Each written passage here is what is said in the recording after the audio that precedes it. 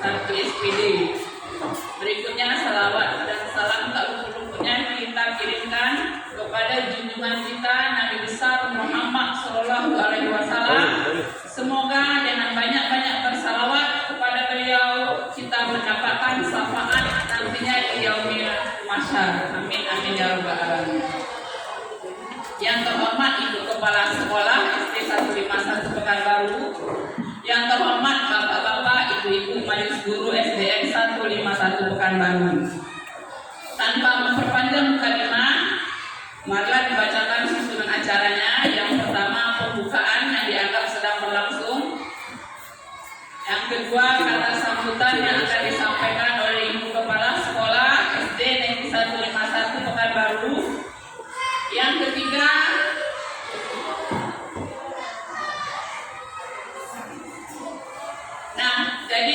yang ketiga diseminasi budaya positif di sekolah.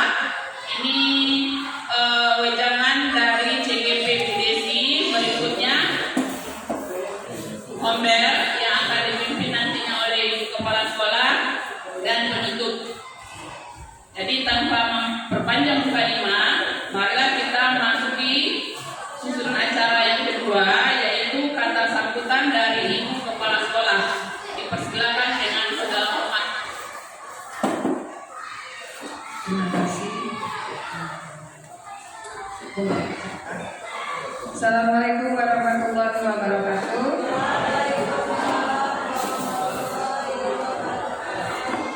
Alhamdulillahirabbil alamin. Wassalatu wassalamu ala asrofil anbiya wa alihi wasallam ajmain. Amma ba'du. Yang terhormat Ibu-ibu dan bapak-bapak wakil kepala sekolah, di sini saya melihat Ibu Norma yang nggak ada. Oh, di atas. Oke. Yang saya hormati Ibu calon guru penggerak, ya, karena dia yang memiliki atau yang mempunyai program mengadakan acara ini. Dan selanjutnya Bapak Ibu guru, tenaga pendidik dan kependidikan SD 151 yang saya hormati. Pertama-tama marilah kita panjatkan puji syukur kepada Allah Subhanahu wa taala yang mana berkat rahmat dan hidayahnya kita masih diberi kesehatan sehingga kita dapat melaksanakan acara hari ini dalam keadaan sehat. Selanjutnya salawat beriring salam kita sampaikan pada junjungan alam Nabi besar Muhammad Sallallahu Alaihi Wasallam dengan ucapan Allahumma sholli ala sayyidina Muhammad wa ala ali sayyidina Muhammad. Baiklah Bapak Ibu, di sini tidak banyak prakata yang dapat saya sampaikan. Hanya saya mau mengajak, menghimbau dan membawa ibu-ibu bapak guru SD 151 untuk mensupport atau memberi dukungan kepada program dari Bu Desi ini. Dia selama 6 bulan, nanti ibu bapak jangan kaget karena kenapa ya dulu gak pernah kita seperti ini, karena kita gak ada. Sekarang kita sudah ada calon guru penggerak, makanya ibu bapak akan terlibat dan ikut serta, dan ini juga merupakan gambaran bagi untuk Bu Nek nantinya dan Bu Opi nantinya. Kita lihat kegiatan yang kedua ketiga mudah-mudahan lulus untuk Bu Opi dan Bu Nek, dan kalian juga akan seperti ini. Dan untuk ibu-ibu muda yang lain, guru-guru hebat saya, ikutlah. Yang sudah ada ibu PTK ikut mencalonkan menjadi guru penggerak, baik bapak-bapak, ibu-ibu, tidak terbatas ruang lingkup, ya, karena inilah yang akan dituntut ke depannya. Guru-guru mampu berinovasi, berkreasi, kreatif. Bu, saya nggak bisa. Alat bisa itu karena biasa, dan alat bisa juga karena kita belajar. Dulu Bu Desi itu untuk bicara aja dia ada keraguan, ada nervous ya Bu Desi ya. Kadang kalau mau bu, tapi setelah dia terjun, setelah dia mengikuti pelatihan CGP, makin naik, dan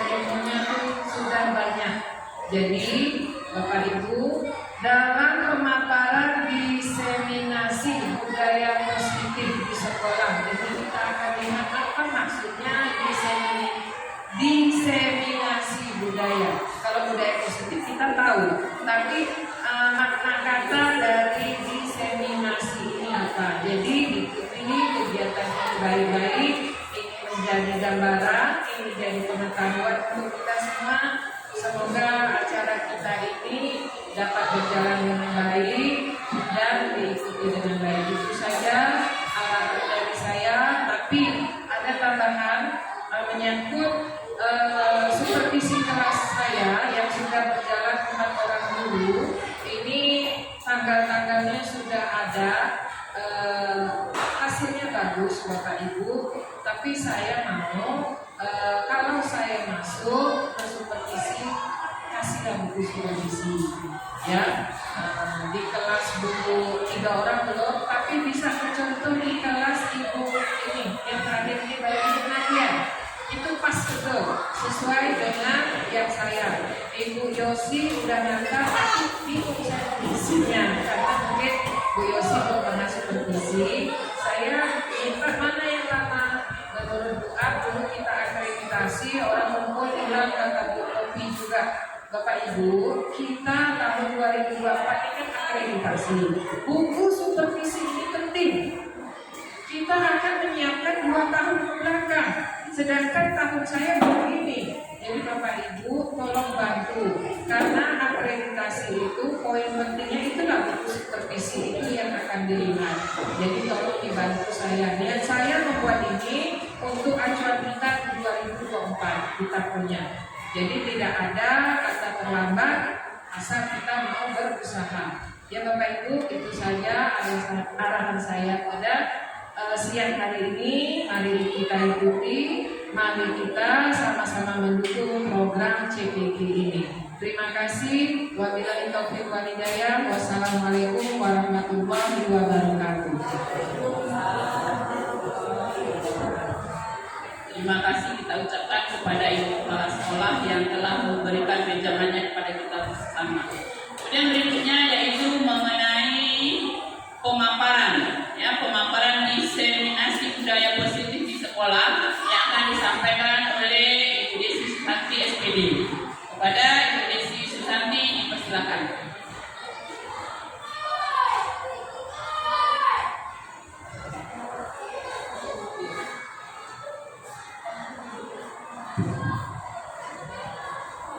Assalamualaikum warahmatullahi wabarakatuh. Waalaikumsalam warahmatullahi wabarakatuh. Saya ucapkan terima kasih kepada Bapak Ibu yang sudah bersedia hadir pada hari ini untuk diseminasi budaya positif di sekolah, karena itu salah satu program dari CGB.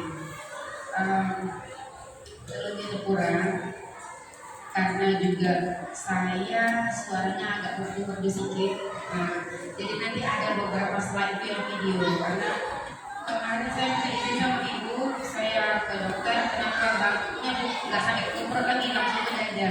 Jadi kemarin dokter tuh tanya ibu kerja, saya lupa cuti dulu bicara.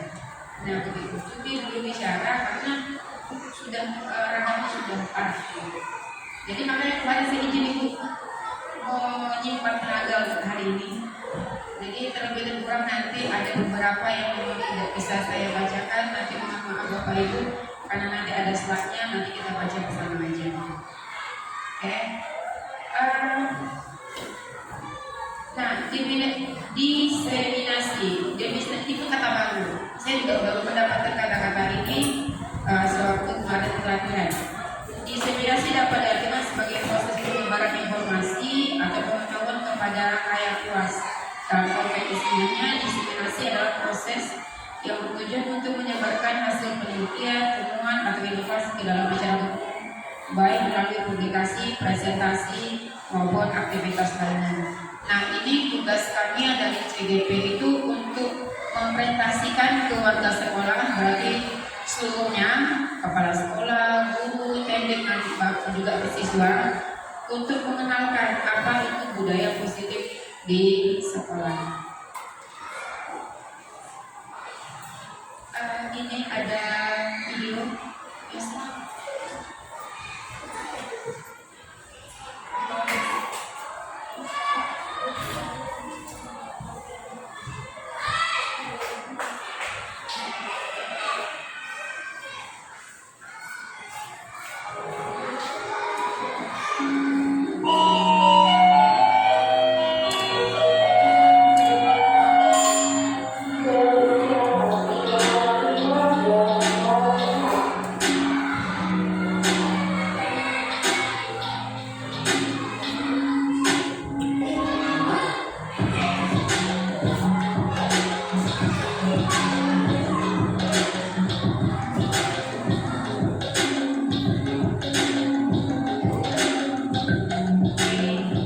Kita coba masuk ke dalam banyak sampah ya Bapak Ibu.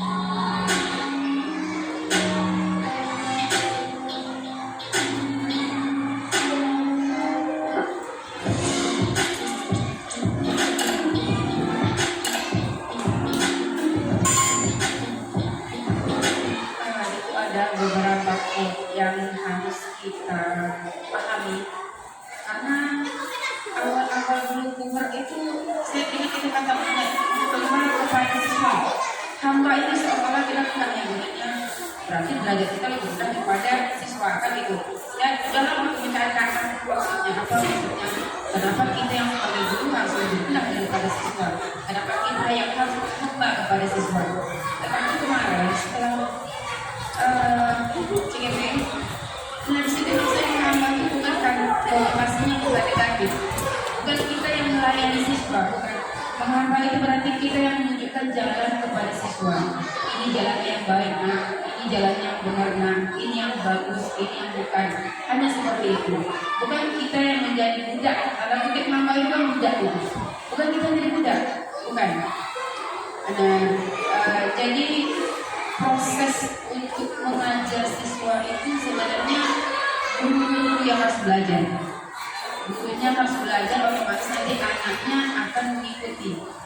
Kalau di bahasa dulu, guru kecil berdiri, anak kecil berlari. Nah, kalau sekarang nggak bisa seperti itu. Apalagi zaman IT, informasi cepat. Kita, saya akui sambil aja masih kalah sama anak itu buat video, buat TikTok, keren. Ada video keren. Saya nggak kepikiran. Tidak berpikir seperti buat. Jadi kita itu tidak bisa membanggakan saya guru. Kenapa? Ilmu kita dengan ilmu anak itu kurang lebih beda-beda tipis.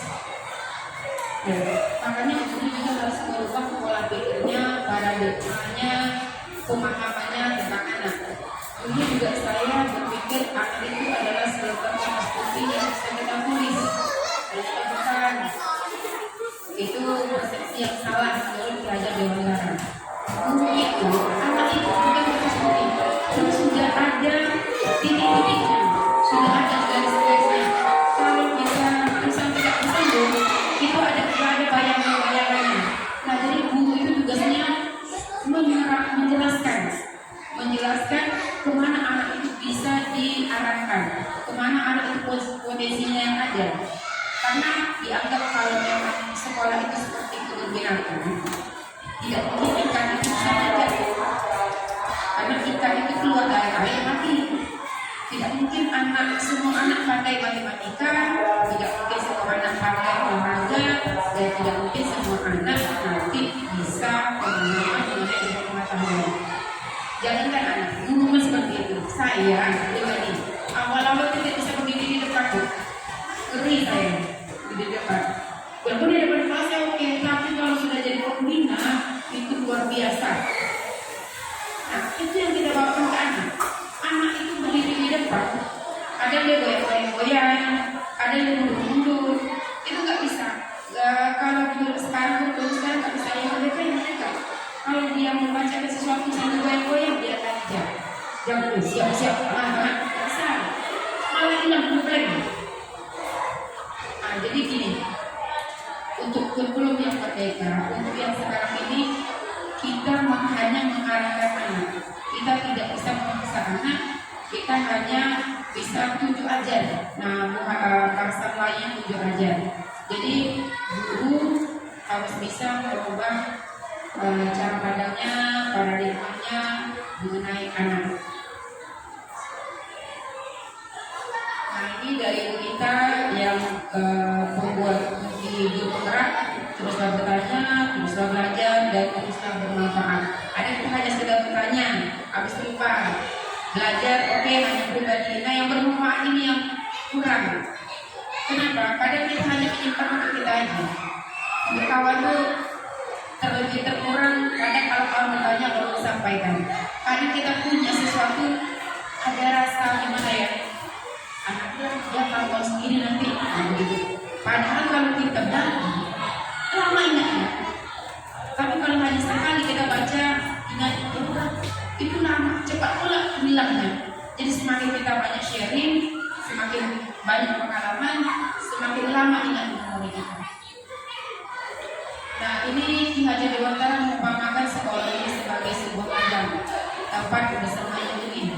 Agar benih dapat berkembang yang baik, maka petani harus dapat memperbaiki kondisi tanah, memeliharanya, memberi pupuk dan air, serta membasmi ulang atau jamur yang mengganggu hidup benih. Dengan demikian, seorang guru harus bisa mengusahakan sekolah menjadi lingkungan menyenangkan, menjaga, melindungi murid dari hal-hal yang tidak baik, sehingga karakter murid dapat tumbuh dengan baik sesuai dengan profil Pancasila.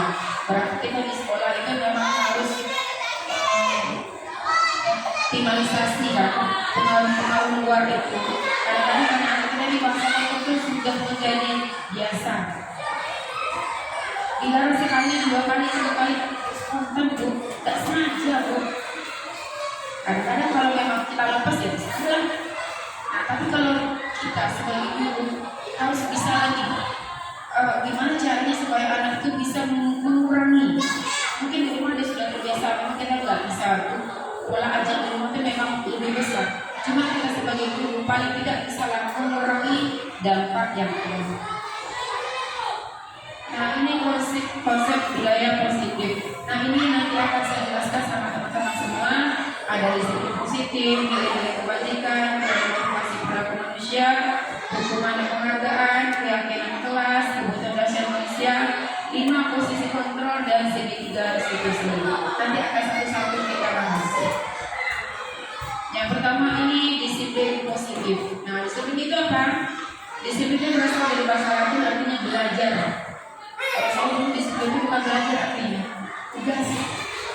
Nah, makna asal dari kata ini berkonotasi dengan disiplin diri dari murid-murid protes dan platform.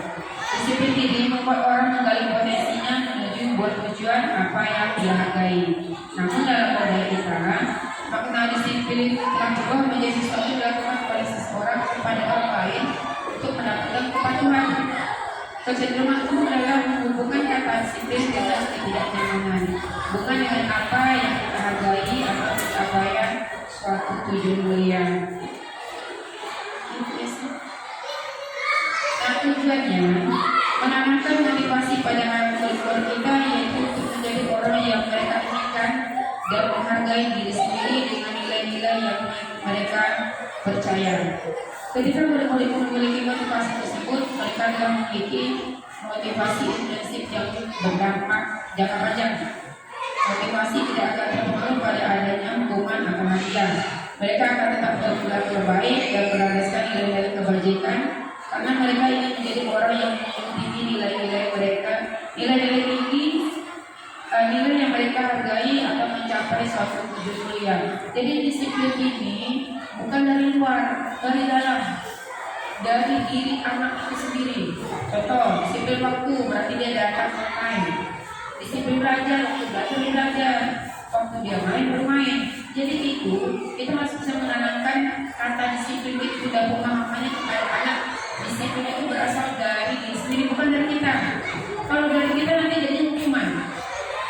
Anak tidak disiplin berarti nanti jadinya hukuman kepada anak. Anak kalau sudah dihukum, yang itu sudah malas saja, gak mau ikut kita. Semakin hukum ada beberapa anak semakin malah menentang. Nah, disiplin diri dapat membuat seseorang menggali potensinya menuju kepada sebuah tujuan mulia, sesuatu yang dihargai dan bermakna. Disiplin diri juga mempelajari bagaimana cara kita mengontrol diri dan bagaimana menguasai diri untuk tindakan yang mengacu pada nilai-nilai yang dihargai agar tercapai tujuan mulia yang diinginkan. Berarti bukan hanya anak saja, kamu juga harus mempunyai disiplin diri. Kita disiplin, otomatis nanti anak akan disiplin. Kita ini sebagai role model, contoh nyata dalam kehidupan. Kenapa? Karena anak itu lebih percaya dulu daripada mamanya di rumah. Kata guru, sudah kata guru kasih. Kata mama, gini. Tidak mah, kata guru begini. Saya mengalami bu, anak saya ini dengan kopi, kita begini. Enggak, kata kopi. Mamanya juga nggak bisa, kalah saya. Pada saya dulu juga nggak mau kata guru. Jadi banyak motivasi anak, cara anak itu dari guru. Memang di rumah itu memang cara pola tua. Tapi kalau di sekolah gurunya bisa merangkul anak, sudah karena keluar kata guru sudah selesai semuanya. Kita tidak mau komen. Kata guru membawa ini, harus warna ini. Pada gurunya bilang bawa idatnya kertas karton. Kata guru mah contohnya warna biru. Memang harus warna biru. Kemana-mana mama cari warna biru. Padahal gurunya bilang karton. Nah, kalau nggak ada nangis. Saya mencoba nangis. Guru mana boleh cari? Biar di WA ada kopinya. Begitu. Untuk bisa WA sama gurunya. Kalau yang nggak bisa WA, kamu anaknya sekolah dalam. Begitu jadinya. Jadi motivasi guru secara tidak sengaja itu akan membentuk karakter anak. Kalau kita mencontohkan dalam kelas bersikap, berbicara, ataupun hal-hal positif yang lainnya, anak juga akan secara tidak langsung akan mengikut. Sebagai pendidik, tujuan kita adalah menciptakan anak-anak yang memiliki disiplin diri sehingga mereka bisa berperilaku dengan mengacu nilai-nilai kebajikan yang universal dan memiliki motivasi intrinsik. Bukan, nah motivasinya dari dalam. Kalau dari luar itu susah. Kenapa? Tidak ada yang beri motivasi nanti hilang. Kan tidak mungkin setiap hari kita kasih motivasi anak. Kalau tidak kita kasih motivasi, anaknya lupa. Kenapa kamu tidak datang terlambat? Gak ingat tadi ibu kemarin? Nah, dia nanti akan menyalahkan orang lain. Kenapa? Karena tidak tertanam di dalam dirinya untuk berubah menjadi yang lebih baik. Oke, yang berikutnya yang kedua nilai-nilai kebajikan universal. Universalnya umum. Nilai-nilai kebajikan adalah sifat-sifat positif manusia yang merupakan tujuan mulia yang ingin dicapai setiap individu. Nilai-nilai tersebut bersifat universal dan lintas bahasa, suku bangsa, agama maupun latar belakang. Setiap perilaku dan perbuatan memiliki suatu tujuan menurut yang berdasar pada teori kontrol. Dengan mainkan nilai-nilai kebajikan yang diyakini seseorang, maka motivasi intrinsiknya akan terbangun sehingga menggerakkan motivasi dari dalam untuk mencapai tujuan mulia yang diinginkan. Nah, ini nilai-nilai kebajikan universal ini saya rasa semua orang punya. Nilai-nilai kebajikan yang ingin dicapai oleh setiap anak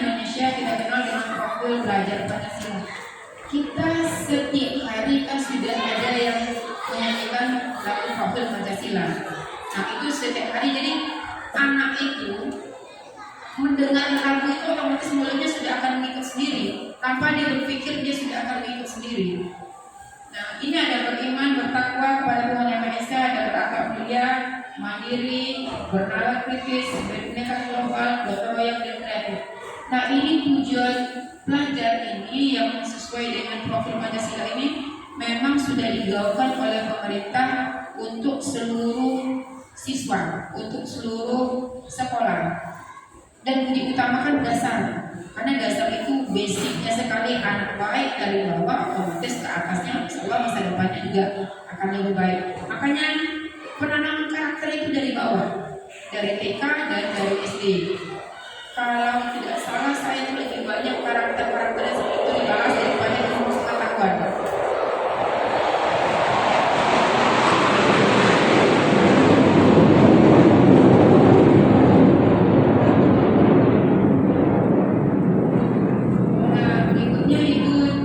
Motivasi perilaku manusia.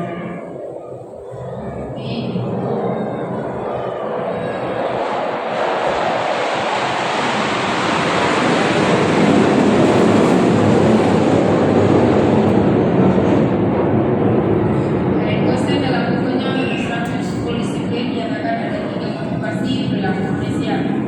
1. Motivasi untuk menghindari ketidaknyamanan untuk atau hubungan. 2. Untuk mendapatkan imbalan atau harga dari orang lain. 3 itu untuk menjadi orang yang mereka inginkan dan dihargai, menghargai diri sendiri dengan nilai-nilai yang mereka percaya. Yang berikutnya hukuman dan konsekuensi. Nah, ini paling sering di sekolah. Ini contohnya, IPA kurang menguasai pelajaran matematika, sehingga pada saat pelajaran berlangsung dia lebih banyak berdiri atau menggambar di buku pelajarannya. Pada saat guru matematikanya Pak Seno menanyakan pertanyaan, IPA jadi cukup dan tak sengaja menjatuhkan tasnya dari kursi, serta tiba-tiba menjadi gagal saat berupaya menjawab. Seluruh kelas tertawa melihat perilaku IPA yang bicara tergagap dan begitu tersebut. Pak Seno pada saat itu membiarkan teman-teman IPA menertawakan IPA yang tergagap dan malu luar biasa, dan malahan meminta IPA untuk maju ke kelas, berdiri di depan kelas sambil menunjuk hidungnya karena tidak bisa menjawab pertanyaan Pak Seno. Kelas makin gaduh dan anak-anak tertawa melihat IPA di kelas memegang ujung hidungnya. Ini kejadian seperti ini secara tidak langsung kita mungkin pernah melakukan. Anak atau bapak yang berdiri di depan, ya kan? Dan saya juga pernah melakukan seperti itu. Karena berkali tak buat PR, mengganggu teman, kita memberikan hukuman kepada anak. Maksudnya kan supaya anak itu jerah, tak berbuat lagi.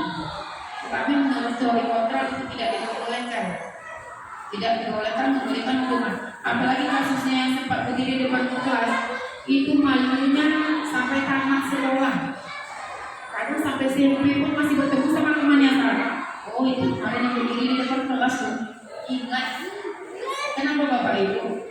Karena kita dulu juga pernah sekolah. Saya juga dulu pernah dikasih hukuman. Saya dulu paling takut belajar bahasa Inggris. Kenapa? Bapak tuh asik nyanyi aja. Saya kok suka nyanyi. Suara saya kayak gini lah kalau nyanyi. Jadi, dan suatu waktu itu disuruh bapak itu setiap siswa maju ke depan menyanyi. Saya nggak datang. Takut nih disuruh nyanyi bahasa Inggris tadi. Kelas 5 SD waktu itu. Nggak datang saya ke sekolah. Besok saya datang. Maksudnya tak datang hari ini. Besok kan selamat kan gitu. Rupanya bapak itu bagi 2 sesi. Sesi pertama oke, sesi kedua tak datang, sesi pertama, sesi kedua. Otomatis saya maju ke depan. Maju ke depan tak pandai nyanyi. Bahasa Inggris lagi. Bahasa Indonesia saya grogi lagi bahasa Inggris. Disuruh berdiri di depan. Dibilang sama bapak, inilah orang yang tidak mau, yang tidak berani tampil. Kemarin pada datang kan, langsung tembak saya. Kemarin pada datang kan, karena takut maju ke depan kan. Anak kecil bu, kelas 5. Kalau berdiri di depan, takut. Semua orang sekarang saya sama bapak. Ingat, kenapa? Kejam geraknya. Saya tak bisa nyanyi disuruh bahasa Indonesia, saya tak bisa nyanyi apalagi bahasa Inggris. Pak saya bisa nyanyi. Tak ada tuh, bisa tuh. Jadi pun begitu. Kalau memang anak itu tak bisa, oke lah kita cari yang lain. Tapi tanda kutip jangan mempermalukan. Tanda kutip mempermalukan ini. Ya banyaknya. Mungkin setelah kita ini dosanya masih sama kita tuh. Jadi di dalam pelatihan kemarin itu kita tidak boleh memberikan hukuman kepada anak yang terlebih-lebih lagi memalukan anak. Karena efeknya itu anak pertama dia malu kan, malu, minder, itu waktu mungkin seminggu itu masih bicarakan dia aja. Setelah itu anak menengok kita gak suka. Saya dulu dibilang kalau kamu gak suka dengan guru takkan dapat pelajaran. Memang tak dapat saya belajar bahasa Inggris. Nengok bapak aja malas saya. Dia ngajar bahasa Inggris saya mencoret menggambar malas. Ingat paling saya bapak begini. Jadi rupanya sekarang baru saya sadari itu tak boleh dilakukan. Dan kita, saya harap juga begitu, jangan melakukan kesalahan yang sama. Boleh kita memberi efek tidak kepada anak, tapi tidak boleh tanda kutip memberi malu kepada anak. Jadi ini kan menurut bapak ini kan biasa. Jadi bapaknya biasa, kan bapaknya tidak pernah mengalami hal seperti itu. Untuk kita yang sudah pernah mengalami hal seperti itu, ini jadi memori lama memori kita teringat. Dan untuk memaafkan itu sudah sekarang juga harus memaafkan. Nah, supaya kita tidak terjun, maksudnya tidak supaya kita tidak memulai kesalahan yang sama. Untuk kumar nih, terutama yang kumar nih, dan untuk kelas yang berikutnya juga akan kumar. Untuk memberi hukuman kepada anak, tolong jangan mempermalukan anak. Kita bisa diskusi personal satu, maksudnya anak dengan guru, atau bawa anak itu diskusi, atau tanya sama dia, kamu nggak bisa nyanyi bahasa Inggris? Enggak bu, apa yang kamu bisa? Tapi dalam bahasa Inggris. Kemarin saya seperti itu. Jadi kemarin saya cerita di sana, tindakan yang harus dilakukan guru itu tidak perlu memaksa anak itu nyanyi di depan. Kalau tak bisa nyanyi jangan, puisi bisa, baca bisa, kalau bisa bertauhid bisa. Jangan dipaksa sesuatu karena apa yang tadi bilang, jangan maksa ikan untuk terbang, mati dia, mati saya selama di situ tak mau belajar bahasa Inggris. Lama di SMP baru saya mau belajar bahasa Inggris. Dan jurusan saya memang bahasa Inggris juga tuh Bapak Ibu. Kenapa? Saya suka gurunya di SMA. Jadi peluk-peluk tuh. Senang saya. Satu kelas tak bisa, saya bisa. Itu perubahannya. Kenapa? Gurunya enak, enjoy. Tak bisa, tak bisa. Ini tak bisa kali bisa loh. Hanya apa? Itu saya kira dulu masih contekan rumahnya enggak. Tidak, waktu ujian. Proses belajar kita kan harus menilai anak 10, 9. Enggak perlu. Kita kan proses belajar. Belum final. Jadi kalau memang anak itu tak bisa, cari kawan yang bisa. Kedua, tutor sebaya. Jadi kemarin itu Mas bilang, tak bisa nyanyi bahasa Inggris, oke, tak bisa nyanyi bahasa Inggris, baca puisi, baca teks. Kalau nggak bisa sendiri, berdua, bertiga, nyanyilah, cari mana-mana anak kita ada. Biar kesalahannya AIW, yang penting tampil dulu. Nah, untuk anak-anak kita besok juga seperti itu. Tak bisa ada orangnya tampil ya. Boleh berdua, boleh, yang penting tampil. Nilai kita sebagai guru atau terus terang ya Bapak Ibu, kita dah tahu nilai anak kan? Tanpa ujian dan sekian waktu 6 bulan berjalan, kita pasti dah tahu nilai anak. Jadi kita fokuskan untuk prosesnya, proses belajar anak, bukan nilai anaknya. Nilai gampang. Apa kata ibu kemarin satu? Nilai gelek lah dulu nilai bu. 100 ibu isi tak tahu orang. Cuma prosesnya kita butuhkan apa? Setiap anak itu tidak sama kemampuannya. Aku di matematika mungkin di tema tidak perlu. Aku bahasa Indonesia olahraga nomor 1. Anak saya ada taekwondo, kemana-mana juara 1 bu, medali emas. Belajar tak bisa sama sekali bu, asik tak cerita aja. Saya panggil mamanya bu, pelajaran dari anak itu tidaknya pura-pura gimana bu? Itu lah bu, tidak belajar capek deh latihan bu. Tapi saya bilang bu pergilah olahraga tidak mungkin. Saya arahkan bu, kalau itu cari besok sekolah yang mendukung dia atau sekolah olahraga. Sertifikat ini berguna untuk masuk. Nilai tak pernah lagi. Jangan Pak Jan, sekolah olahraga kan Pak Jan. Jadi kita cari cara lain, motivasi lain supaya anak-anak itu bisa. Hasil belakangan kita SD ini hanya proses, hasil belakangan Bapak Ibu. Setelah sampai kuliah juga seperti itu. Hasil udah nilai IPK 3, 4, ada juga yang kerja. Nah, jadi kita hanya proses aja sekarang ini. Iya sih. Nah, ini hukuman dengan konsekuensinya. Perbedaannya, hukuman itu sesuatu yang menyakitkan harus terjadi. Sakit hati saya kok disuruh diri, dipermalukan, sakit hati. Sama kayak gitu. Sakit hati anak itu malu. Dia juga nggak ada yang nggak suruh diri. Itu saya aja suruh diri. Nah gitu. Kalau konsekuensi ini sesuatu harus terjadi. Kenapa? Tak bisa tidak bisa sendiri itu gimana? Ada konsekuensinya. Tetap proses itu ada. Cuma caranya berbeda. Nih, yang kedua membuat anak sakit fisik maupun hati. Nah ini, kalau ini membuat anak tidak merasa nyaman, kenapa? Biasanya kawannya nilainya kalau dia sendiri dapat 1, kalau berdua nilainya bagi 2 ya. Juga lagu sendiri, minggu depan lagunya, minggu depan. Jadi ada prosesnya gitu. Nih, kalau ini anak membenci kedisiplinan, konsekuensinya kalau kita pandai caranya, anak akan menghargai kedisiplinan. Hukuman berupa paksaan, konsekuensi, stimulus atau tanggapan. Hukuman mendorong anak menyakiti diri sendiri, yang konsekuensinya mendorong anak agar mudah menyesuaikan diri. Konsep diri yang buruk menjadi konsep diri yang baik. Anak belajar untuk menyembunyikan kesalahan, ini paling sering nih. Dan saya Bu si A, dan saya Bu si B Bu, ada dia enggak. Cuma dia melemparkan kesalahan karena takut dihukum. Kalau ini anak belajar mematuhi hukuman. Terus anak juga rasa marah, rasa bersalah, dimalukan, merasa tidak dihargai. Kalau yang konsekuensinya kehilangan hak, tidak dibuat nyaman, diasingkan sementara atau time out. Time out ini biasanya anak itu dipisahkan ke sendiri dia dulu, menenangkan diri. Kalau memang anak itu lagi emosinya lagi puncak-puncaknya, itu biasanya anak nggak bisa ditanya. Jangan ditanya, jangan diapain, dia time out dulu. Jeda waktu 5 menit supaya dia bisa tenang dulu, refleksi dulu. Dia sih. Nah, ini ada hukuman atau konsekuensi nanti kita lihat sama-sama. Nah, yang ini termasuk apa? Bapak Ibu. Nah, kita sharing aja ya. Mencatat 100 kali di dalam buku kalimat, saya tidak akan terlambat lagi karena terlambat sekolah. Ini termasuk hukuman atau konsekuensi?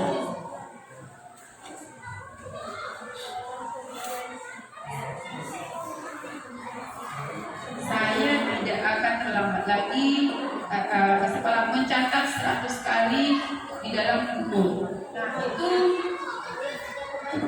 termasuk konsekuensi atau hukuman? Hukuman. Next. Nah, lari mengelilingi lapangan basket 2 kali terlambat di sekolah. Hukuman. Nih, diminta push up 15 kali. Hukuman.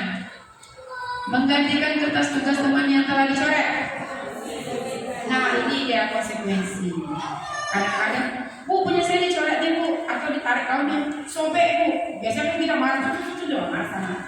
Sekarang kita diskusi, kenapa kamu tarik tas kaunnya? Saya nyontek Bu, kenapa nggak cari sendiri? Jadi kita tidak hanya memarahi anak, no. Kita berdiskusi, mencari solusi. Jadi konsekuensinya apa?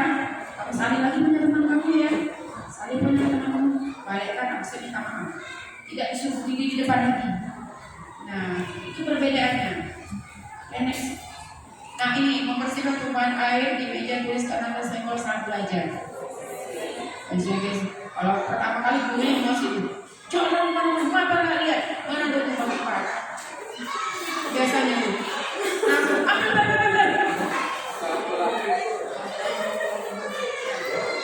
Iya, kita kan biasa. Karena itu kita kan belum dapat pencerahan Bapak Ibu. Saya juga belum pernah dapat pencerahan. Betul. Jadi lama-lama banyak dosanya kita di sebenarnya ada.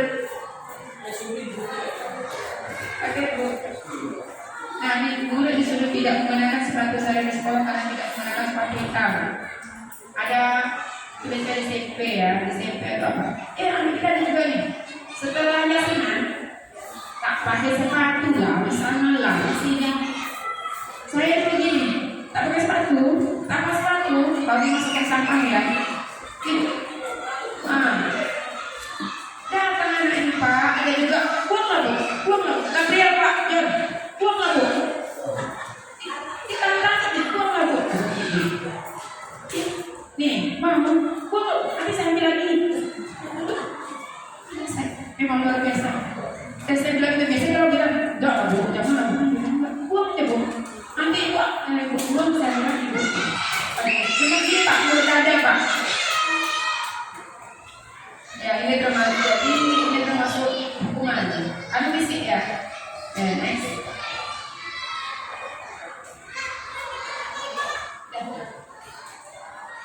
Dihukum oleh penghargaan.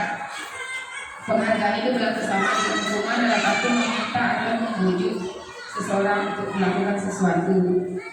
Untuk memenuhi suatu tujuan tertentu dari orang meminta atau membujuk. Orang istilahnya akan berdampak ketergantungan. Ada beberapa dampak dari beberapa.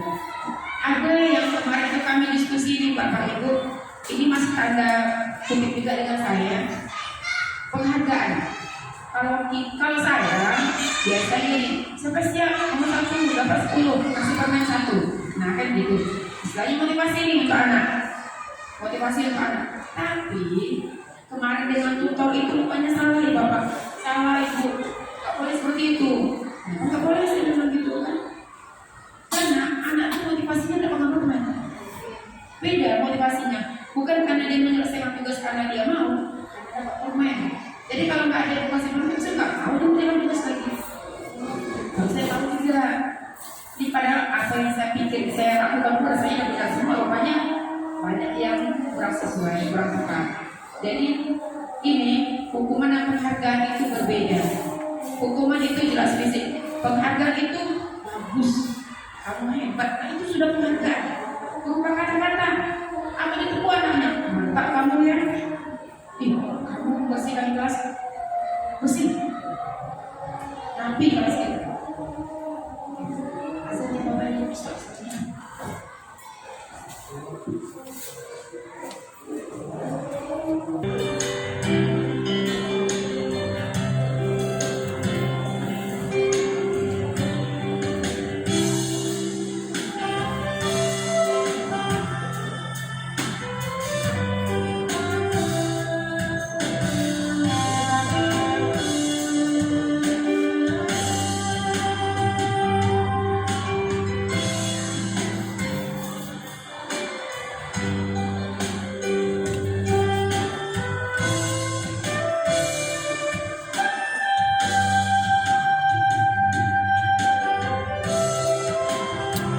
Ulang.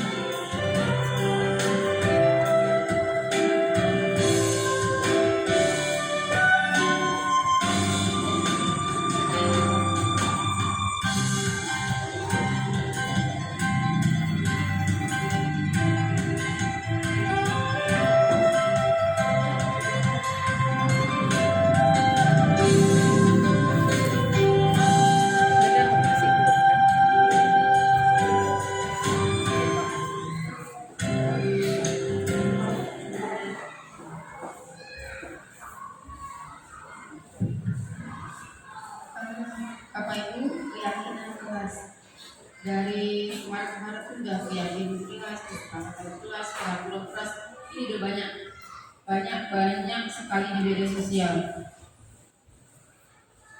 Kemarin itu sudah dibahas untuk sekolah kelasnya. Kita diharapkan masing-masing kelas itu membuat keyakinan kelas. Keyakinan kelas itu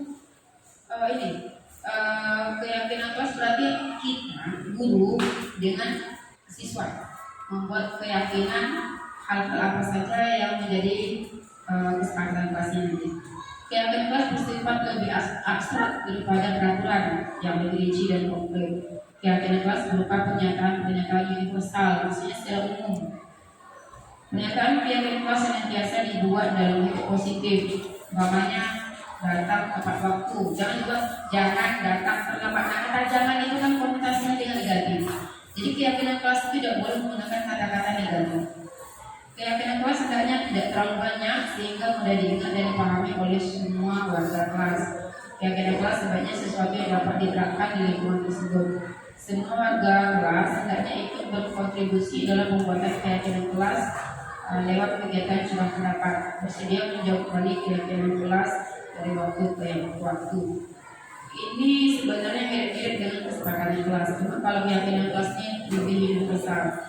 Jadi disarankan setiap kelas itu nanti membuat keyakinan kelas, minta pendapat dari anak-anak. Kira-kira apa keyakinan kelas kita?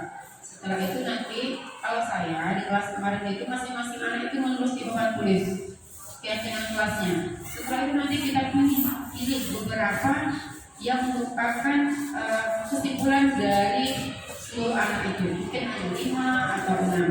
Nah, setelah itu kita cetak, kemudian kita tempel. Nanti kalau ada segala sesuatu permasalahan PJ-nya orang tua, ini selalu nanti kita bilang sama anak, kamu tidak mengikuti keyakinan kelas kita. Nah, ini yang mana? Nah, ini itu tidak menghargai orang lain. Nah, nanti anak itu disuruh membaca keyakinan kelas. Jadi nanti tidak perlu kita ceramah kayaknya masuk kiri keluar kanan. Habis suara capek, emosi nengok anak, emosi jiwa nengok anak itu. Kenapa? Dia juga si A, nanti oper ke si B, nanti oper ke si C. Tapi merata semuanya ngaji nomor. Saya bilang Jokowi itu bangga anaknya disebut itu. Dulu saya disebut nama Jokowi itu bangga. Kalian disebut nama orang tua. Tapi nama anak namanya berbeda. Jadi mengurangi itu dibuatlah namanya keyakinan kelas. Nah, ini contohnya, ini peraturan ya. Kembalikan buku pada tempatnya, dilarang mengganggu orang lain sampai jangan berlari di koridor. Nah, ini peraturan namanya. Okay, next nih. Nah, keyakinan kelasnya merupakan kata-kata universal. Selalu kembalikan buku ke tempatnya, bertanggung jawab. Karena nanti ruang lingkupnya, kalau orang itu nanti ada permasalahan, dia tidak hanya di buku makanya dari atas kawannya apa yang lainnya, kita kan bisa mengambil dari keyakinan kelas.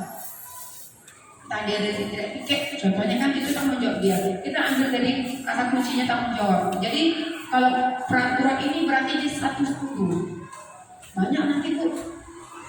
Jadi kalau keyakinan kelas itu dia secara global, jadi satu itu bisa nanti merangkum beberapa permasalahan yang dihadapi.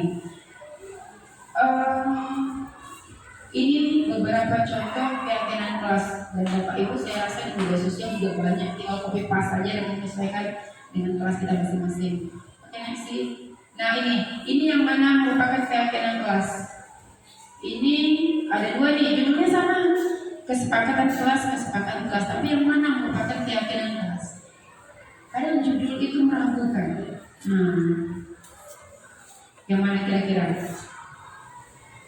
Yang kiri atau yang kanan? Kiri. Kiri atau kanan? Yang keyakinan kelas kiri atau kanan? Kalau kiri saya coba sini. Ini kiri, ini kanan. Kiri. Yang ini merupakan keyakinan kelas. Nah, iya. Yang itu kesepakatan kelas. Oke, next. Kebutuhan dasar manusia, biasa. Nah, ini umum universal, kebutuhan dasar saya, diterima, penguasaan, kesenangan dan kebebasan. Next.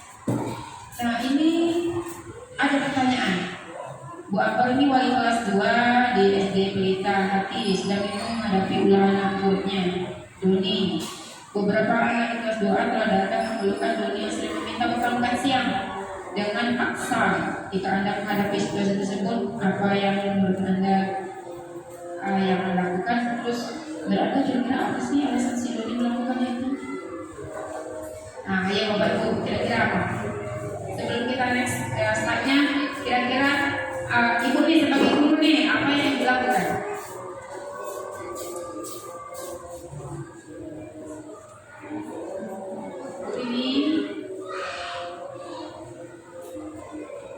ini sebagai bu gurunya, sebagai Bu Ambar, kira-kira apa yang bisa kita lakukan? Kita sharing aja.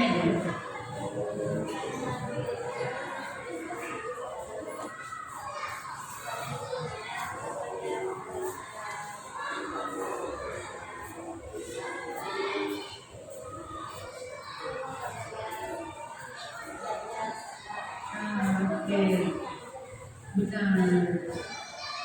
Tidak boleh mencak-mencak, tidak boleh marah-marah. Kita belum tahu masalahnya apa, langsung itu tunjuk. Kamu yang bukan kau kita kan gitu tuh, biasa. Biasa. Tapi sekarang kita kembali seperti itu, kita harus tanya dulu, jangan marah, nanya, jangan lupa yang melotot.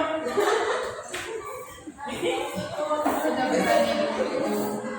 Kenapa? Kita kan nggak tahu situasinya seperti Bu Rini bilang, kita nggak tahu latar belakang masalahnya apa. Nah, benar.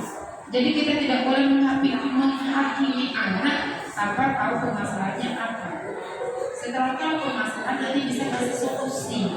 Itulah anak dengan guru itu keterikatannya seperti itu. Jadi anak itu nanti bisa mengadu sama gurunya. Bu, saya begini, terbuka, dan guru bisa kasih solusi. Next. 5 posisi kontrol. Nah, ini posisi kontrol kita sebagai guru ya. Ada 5. 1, ini penghukum. Nomor 1, 2, membuat rasa bersalah, pemantau dan manajer.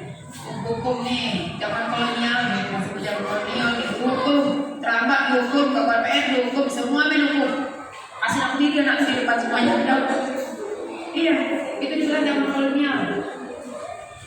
Nah, karena menghukum itu, ini gurunya bukan nih, tunjuk-tunjuk anak itu, nah, gitu. Ini. Nah, kalau dia membuat rasa bersalah, ibunya lembut, ibu kecewa sama kamu. Ibu kecewa sama kamu. Anaknya takut tinggal gitu. Tak akan bercakap anak lagi gimana aja dia. Nah, yang ini teman. Kalau anak dengan guru itu bisa jadi teman, tapi ada batasnya. Kenapa? Kalau anak dengan guru itu tidak ada batasan, kita jadi luas sama itu. Anak yang melakukan, anak yang ngatur kita. Nah, seperti itu. Berikutnya sebagai pemantau. Ini menghitung. Pemantau itu kayak apa ya? Kayak piket gitu, piket. Pemantau itu mantap. Tapi yang diminta posisi kita sebagai manajer. Paling atas posisinya sebagai manajer. Manajer ini nanti dia menanyakan kalau berapa masalah, memberikan solusi. Nah, itu manajer. Jarang kalau kayak bos-bos di kantor itu manajernya kan yang menunjuk-tunjuk itu kan biasanya jarang. Yang menunjuk itu biasanya anak buahnya. Yang bosnya ya apa-apa. Tapi solusinya berjalan. Jadi guru dituntut sebagai manajer menghandle kelas itu tanpa harus membuat anak itu menjadi jauh. Oke, next Bu Yosi. Ibu hukum nih, suaranya tinggi, melotot matanya, jarinya ditunjuk nih. Anak dendam sama kita. Aku marah-marah sama ibu di depan di halaman, banyak tuh kawan. Berarti ini tiba-tiba ini. Oke, saya tidak ada ibu bawa rasa masalah. Ini suaranya lembut, sampai lekit, gitu. Lembut tapi menyakitkan. Kata-kata mutiara itu panas, kuping gitu. Next. Nah teman, ini boleh sebagai teman, tapi tidak boleh melangkahi wewenangnya. Nah, next. Pemantau ini biasa aja. Kayak gitu aja nih pemantaunya. Oke, next. Nah ini yang sebagai manajer, posisi guru sebagai manajer. Dia nanti yang mengatur anak, mengolah anak, mengkondisikan bagaimana baiknya anak. Oke, next.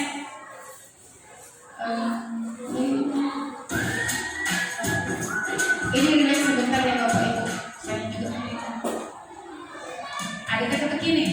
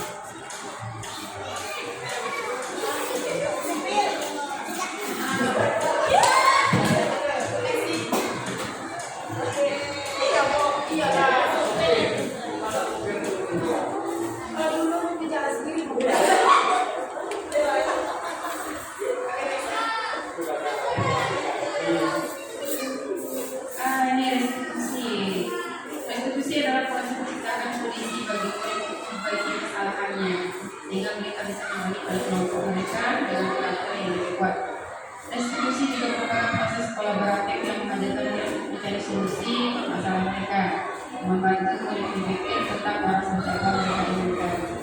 Restitusi itu sama dengan yang permasalahan tadi yang cerita ibu tadi yang selalu diri itu menyelesaikan masalah tanpa membuat anak merasa terganggu.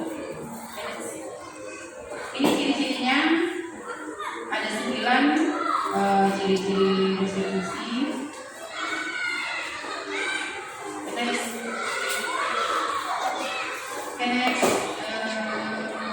Nah ini kalau yang pertama tadi Bu Rini bilang tadi kan hanya dulu. Nah ini itu namanya menstabilkan identitas. Guru nih kayak guru kita berkata bermasalah itu hal yang manusiawi. Jadi kita bisa mengawali anak-anak itu dengan salah satu kalimat seperti ini. Jadi Bapak guru juga pernah bersalah. Tapi jadi kita merasa mensejajarkan diri dengan anak dulu. Seperti itu. Itu namanya menstabilkan identitas. Setelah itu ini banyak kali kan. Nah bisa jadi kamu bisa saja melakukan hal yang lebih buruk, tapi kamu tidak melakukannya kan. Memang anak itu baik. Tapi kalau kita tidak suka hal yang lebih kuat, gitu kan.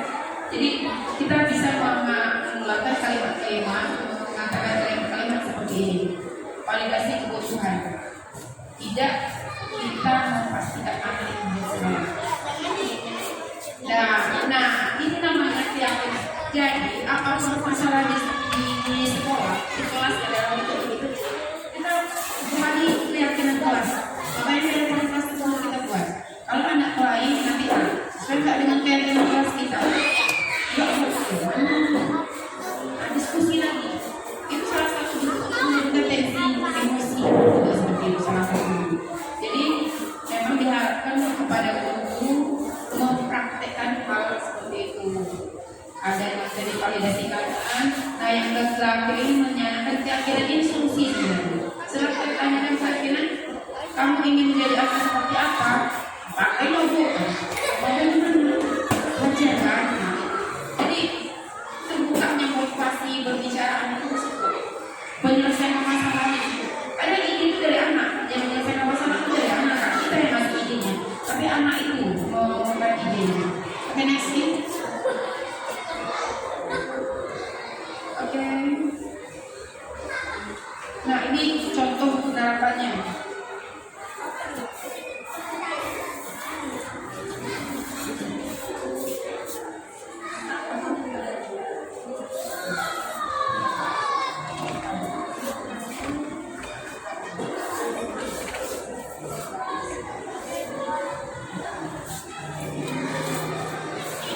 Ini penerapan restitusi yang kemarin kami pelajari di CGB. Ini contoh videonya Bapak Ibu saya share di sini untuk lebih memahami aja.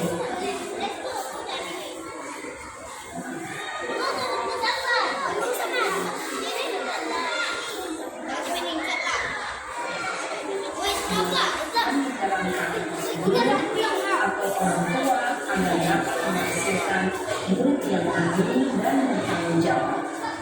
Pada saat guru berposisi manajer, aspek yang dikembangkan pada murid adalah motivasi intrinsik, sehingga penanaman nilai-nilai kebajikan dapat tumbuh dan berkembang menjadi suatu kebiasaan positif yang akhirnya membentuk karakter.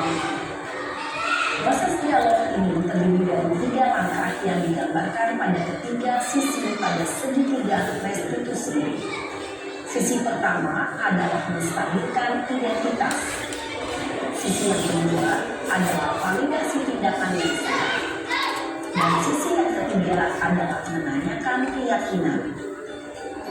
Ibu dan Bapak guru, berikut ini akan ditunjukkan bagaimana seorang guru berada dalam posisi manajer menggunakan penerapan segitiga restitusi.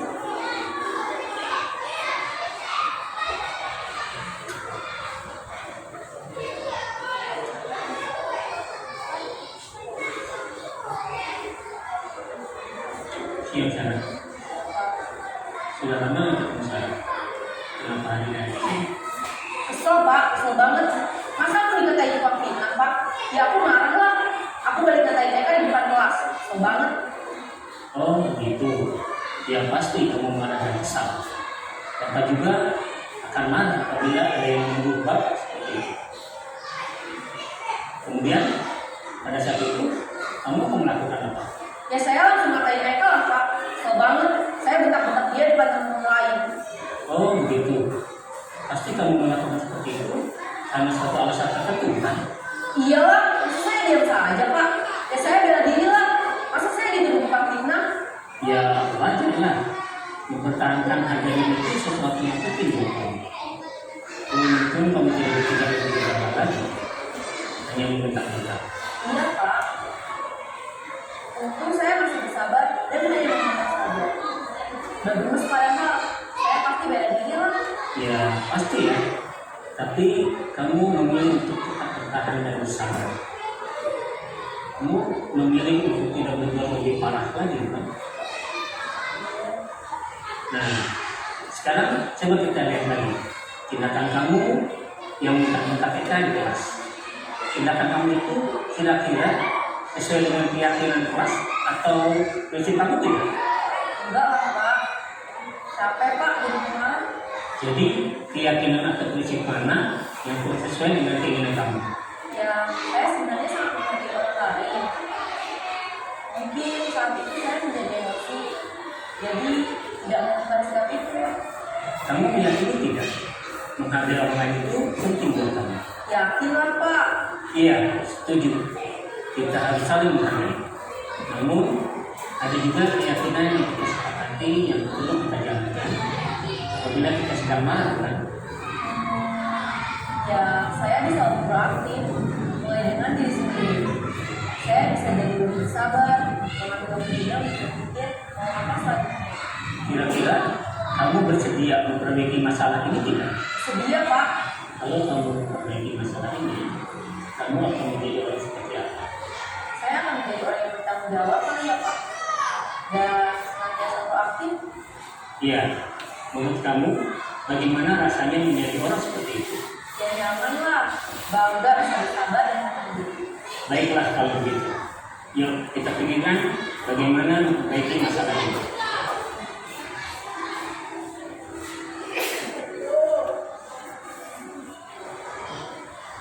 Ibu dan bapak guru hebat. Baru saja kita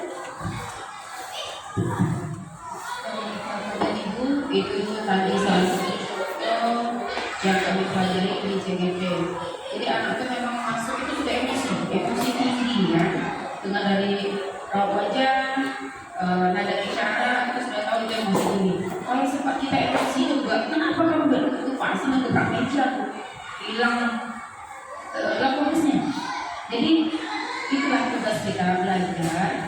Kita juga harus bisa namanya memahami cara untuk menjelaskan pada anak. Jadi kita sama-sama belajar, mudah-mudahan ini sebagai contoh untuk kita ke depannya supaya kita bisa menjadi guru yang lebih baik lagi. Hanya ini yang bisa saya sampaikan. Terima kasih atas waktunya. Assalamualaikum warahmatullahi wabarakatuh. Waalaikumsalam warahmatullahi wabarakatuh. Terima kasih banyak untuk Bu Desi yang telah memberikan banyak ilmu kepada kita semua. Rupanya kita ini belum apa-apa ya Bapak Ibu. Apalagi kita sekarang ini kebanyakan pengajar yang masih zaman kolonial ya Bu. Kolonial dan konvensional. Berarti sekarang harus dirubah. Bahkan jadi CGP ini merupakan titik balik perubahan. Sepertinya ya. Syukur juga saya coba